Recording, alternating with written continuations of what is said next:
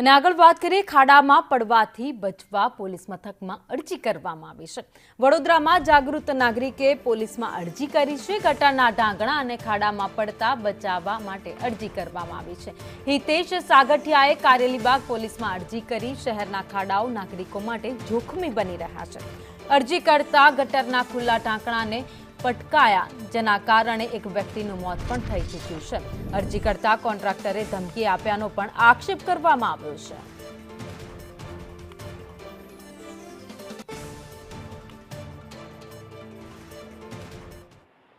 વડોદરામાં ભલે 90% ખાડા પૂર્ણ કરવાની વાત મ્યુનિસિપલ કમિશનર કરતા હોય, પરંતુ હવે નગરસેવકો પણ જાણે કોર્પોરેશન સામે લડી લેવાના મૂડમાં છે। કારેલીબાગ વિસ્તારમાં કારેલીબાગ સ્વિમિંગ પુલ વાળો જે રોડ છે કારેલીબાગ વિસ્તારમાં આવેલો છે, ત્યાં અહીંયા જે સ્થાનિક છે તે અહીંયા વારંવાર અહીંયાથી પસાર થતા હોય છે, કારણ કે તેમની દુકાને જવું હોય તો આ એકમાત્ર રોડ છે।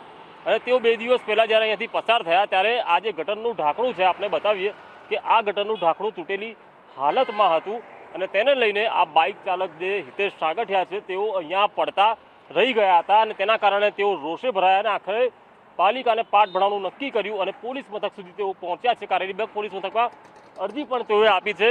લાલાભાઈ, તમે અહીંથી પસાર થયા, શું ઘટના ઘટીને એવું તો શું થયું કે તમારે પોલીસ કેસ કરવો પડ્યો? કારણ કે સામાન્ય માનવી કોઈ દિવસ પોલીસ સ્ટેશનના દાદરે ચડતું નથી, તમારે ચડવું પડ્યું। ભારત માતા કી જય, જય સંવિધાન, જય ભીમ। વિષય એવો છે કે આ રોડ છેલ્લા 2 મહિનાથી વિવાદમાં છે। એનું કારણ તમને કહું, અમારો આવવા જવાનો રસ્તો છે, તમે ટ્રાફિક જોઈ શકો છો। આજે વરસાદી કાંસરે મારે પોલીસ સ્ટેશન જવા પાછળનું કારણ એટલું જ હતું કે આગળ એક કાર ચાલતી હતી અને હું એની બરાબર પાછળ દૂર 10-15 ફૂટની ત્રિજ્યામાં ચાલતો। કાર નીકળી ગઈ તો મને અચાનક આ ઢાંકણું દેખાયું નહીં અને હું અંદર પડતા રહી ગયો। બેરિકેડ હતું અહીંયા, પણ એ સાઈડમાં હતું। પછી ત્યાં ઉપરાંત એ બેરિકેડ હું એ સાઈડમાં મૂક્યું।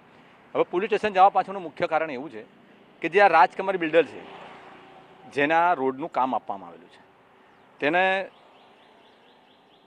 3 રોડના કામ આપવામાં આવેલા છે। પહેલાં એક આ સ્વિમિંગ પુલવાળો રોડ, ભૂતળી જાપા વડે કાસામાલાવાળો રોડ અને એક આ જીવન ભારતીવાળો રોડ।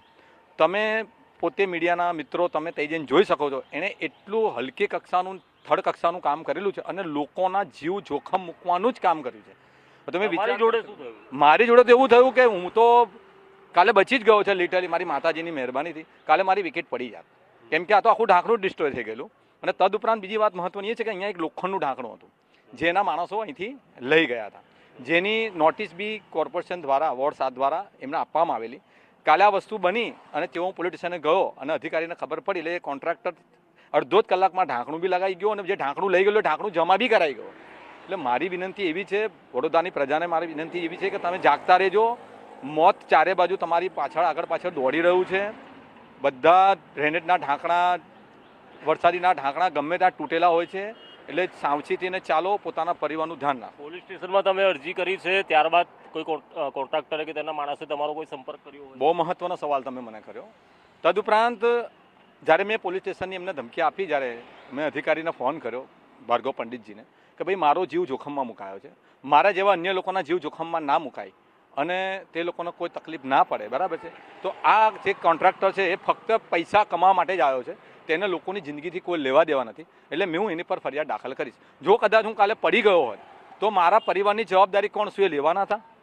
ત્યારબાદ કરીબન 9-9:30નો આ કિસ્સો છે અને પછી 10:30 સવા 10ની આજુબાજુ મને વોટ્સઅપ કોલ આવ્યો। એમનો વોટ્સઅપ કોલ આવ્યો એટલે મને કે તમે ઢાંકણા માટેની ફરિયાદ કરી છે? મેં કીધું હા કરી છે। તો કે તમે પોલીસની ધમકી આપો છો, એવું થોડું ચાલે। મેં કીધું ભાઈ પોલીસને ધમકી આપો, બધું તમે અવારનવાર ઢાંકણું, બધું આ 4થું ઢાંકણું થયું। લડી લેવાના મૂડમાં પછી મને એને વોટ્સઅપ કોલ કર્યો એટલે મને નવાઈ લાગી। મેં આ વોટ્સઅપ કોલ કરવા પાછળનું કારણ શું હોઈ શકે?